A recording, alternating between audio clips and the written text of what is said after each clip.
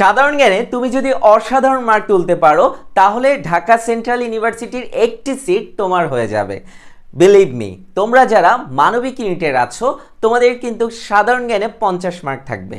So তুমি যদি 40+ mark তুলতে পারো তাহলে তোমার একটি সিট ইনশাল্লাহ হয়ে যাবে। কারণ সাধারণ জ্ঞানে যদি তুমি ভালো মার্ক তুলতে পারো তাহলে কিন্তু ওভারঅল তোমার মার্কটা বেড়ে যাবে।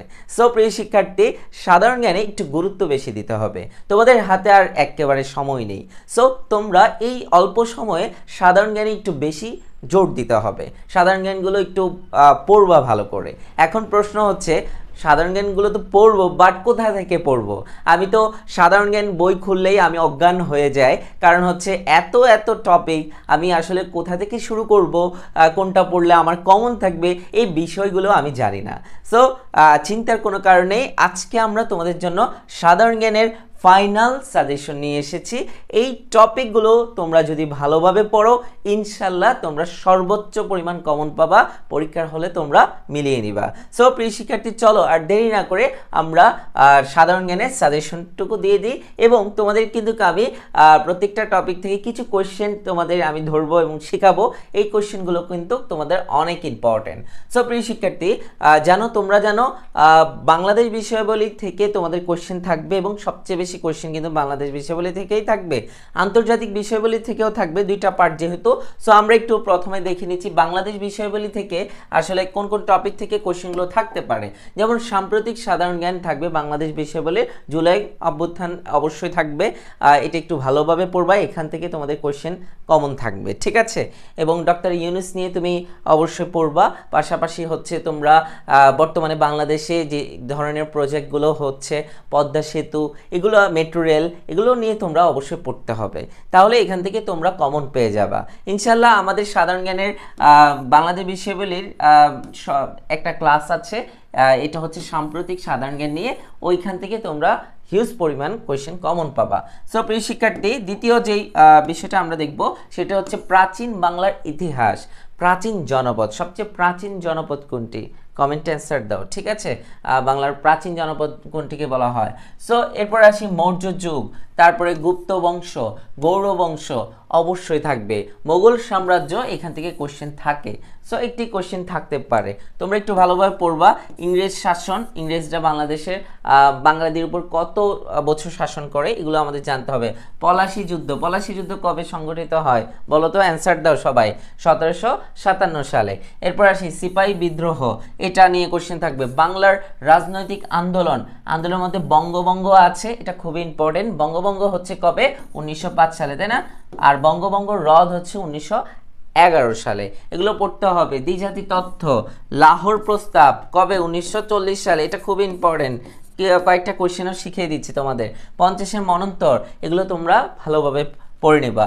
দেন আসি আমরা দেশ বিভাগ নিয়ে কোশ্চেন থাকবে, যেমন ভাষা আন্দোলন, যুক্তফ্রন্ট নির্বাচন, তারপরে 6 দফা, আগরতলা ষড়যন্ত্র মামলা। কতজন আসামি ছিল? 35 জন আসামি ছিল, আসামি করা হয় 35 জনকে। 69-এর গণ অভ্যুত্থান, এটা নিয়েও কোশ্চেন থাকে। সো এই টপিকগুলো থেকে তোমাদের কোশ্চেন ইনশাল্লাহ থাকবে। এরপর আসি আর কি কি আছে আমরা একটু দেখে নিচ্ছি। বাংলাদেশের পরিচিতি নিয়ে অবশ্যই থাকবে। বিভাগ কয়টি? 8টি। জেলা কয়টি? এগুলো 65তম জেলা, প্রস্তাবিত জেলা কোনটি? ভৈরব। এগুলো পড়তে হবে তোমাদের। থানা, উপজেলা, তারপর হচ্ছে তোমাদের গ্রাম নিয়ে তোমাদের পড়তে হবে। এগুলো কিন্তু আমাদের একটা ক্লাসে আমরা বুঝিয়ে দিয়েছি। এরপর আসি আমরা বাংলাদেশের অবস্থান, আয়তন ভিত্তিক এবং সমুদ্র সীমা, সীমান্ত, ছিটমহল কিন্তু খুবই গুরুত্বপূর্ণ। বাংলাদেশের প্রথম প্রস্তাবিত তথ্য, এগুলো আমাদের জানতে হবে। এটা নিয়েও ক্লাস আছে আমাদের, অর্থাৎ প্রত্যেকটা টপিক নিয়ে আমাদের কিন্তু ক্লাস থাকে। সো এই টপিকগুলোর তোমরা ক্লাসগুলো করলে ইনশাল্লাহ তোমাদের পরীক্ষার হলে কোশ্চেন কমন থাকবে। বাংলাদেশের জাতীয় বিষয়াবলী, ঢাকা বিশ্ববিদ্যালয়, ঢাকা বিশ্ববিদ্যালয় কবে প্রতিষ্ঠিত হয়? 1921 সালে, তাই না? সো অত বেশি এখন এখান থেকে কবে প্রতিষ্ঠিত হয় এটা থাকতে পারে। সো এরপরে আসি বাংলাদেশের সংবিধান নিয়ে কোশ্চেন থাকবে, আদমশুমারি নিয়ে কোশ্চেন থাকবে, বাজেট নিয়ে, বর্তমান যে বাজেটটা আছে সেটা নিয়ে কোশ্চেন থাকবে। তারপরে জাতীয় দিবস, ক্ষুদ্র জনগোষ্ঠী, একটা 100% কোশ্চেন কমন পাবা। ক্ষুদ্র জনগোষ্ঠী নিয়ে সবচেয়ে বেশি ক্ষুদ্র জনগোষ্ঠী লোক বাংলাদেশে কারা? তা হচ্ছে চাকমা, তাই না? সো চাকমাদের উৎসবের নাম কি, গারোদের উৎসবের নাম কি, এগুলো পড়তে হবে। বাংলাদেশের অর্থনীতি, এটা নিয়ে তোমাদের অবশ্যই পড়তে হবে, বাংলাদেশের অর্থনীতি নিয়ে পড়তে হবে, ভাস্কর্য নিয়ে পড়তে হবে। এরপর আসি আমরা আন্তর্জাতিক বিষয়াবলী।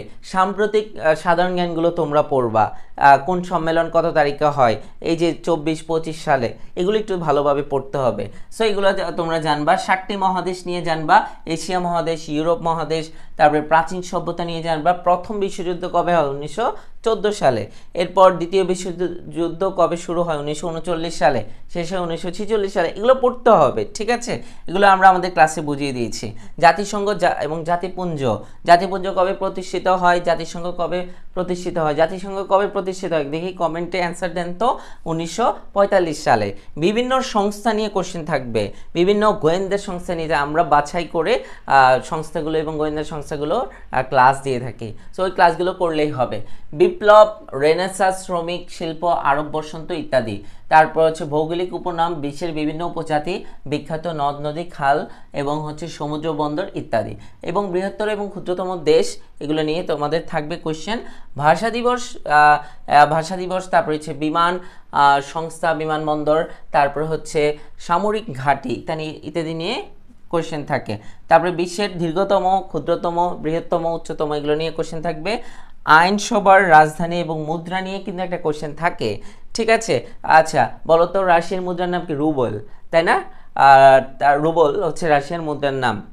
তারপরে আমরা আসি উপনিবেশ, এগুলো নিয়ে থাকে। মনীষীদের উক্তি নিয়ে থাকবে, নোবেল পুরস্কার নিয়ে থাকবে, রিসেন্ট নোবেল পুরস্কার নিয়ে থাকবে, খেলা নিয়ে থাকবে, ঠিক আছে? সো এই টপিকগুলো বাছাইকৃত, এখান থেকে তোমাদের কোয়েশ্চেন থাকবে প্রিয় শিক্ষার্থী।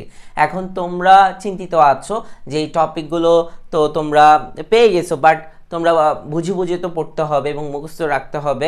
আমরা কিন্তু খুব টেকনিকের মাধ্যমে আমাদের ক্লাসগুলো নিয়ে থাকি। সো তোমরা যারা মানবিক ইউনিটের আছো, তোমরা যারা আমাদের অনলাইন প্রাইভেট ব্যাচে এখনও যুক্ত হতে চাও এবং আমাদের মডেল টেস্টে অংশগ্রহণ করতে চাও, তোমাদেরকে একটু দেখিয়ে দিচ্ছি। আমাদের অনলাইন প্রাইভেট ব্যাচে কিন্তু এখনও 300 টাকা ডিসকাউন্ট চলতেছে। 1500 টাকার কোর্স ফি এখন 1200 টাকায় ভর্তি হতে পারবা। এবং এইখানে দেখো 60টি ক্লাস আছে, বাংলা 20টি ক্লাস, ইংরেজি 20টি ক্লাস, সাধারণ জ্ঞানে 20টি ক্লাস।